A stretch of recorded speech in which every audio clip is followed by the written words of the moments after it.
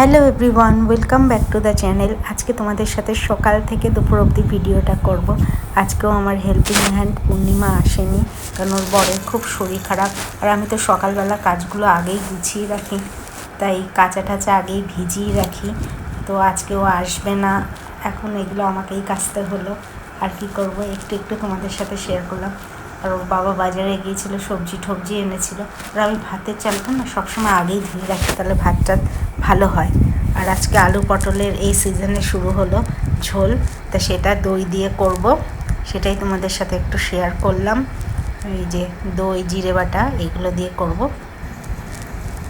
তো আজকে হচ্ছে সোমবার, যেহেতু আমরা নিরামিষ খাই, তাই জন্য আলু পটলের ঝোল, উচ্ছে আলু ভাজা আর ডালটা আগে করা ছিল এটা। আর রায়নের আজকে দুটো এক্সাম, রায়ন আস্তে আস্তে মানে 4:30 বাজবে।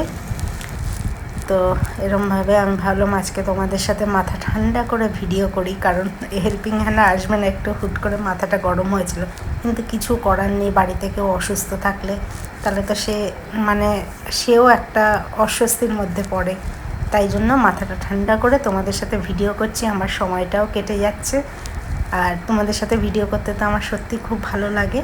অনেকে ভাববে রান্নার ভিডিও কেন দিচ্ছে, এটা একটা এখন একটা হয়ে গেছে যে ঠিক আছে, তোমাদের সাথে যখন সব কিছু শেয়ার করছি এটাও শেয়ার করি, এরকম ব্যাপার, আর কিছুই না। তা আমরা তো অ্যাকচুয়ালি হাউস মেকারই না। আজকে ঘরটাও মুছতে হবে, কারণ কালকে রোববার ছিল, অনেক কিছু খাওয়া খাই হয়েছে, আর ঘরটা না মুছলে ভালোও লাগে না। দেখো, সব কিছু আমি পরিষ্কার পরিচ্ছন্নভাবে করে তারপরে 2টোর সময় স্নান করে এই একটু বসেছি। ভিডিওটা ভালো লাগলে অবশ্যই লাইক করবে, শেয়ার করবে।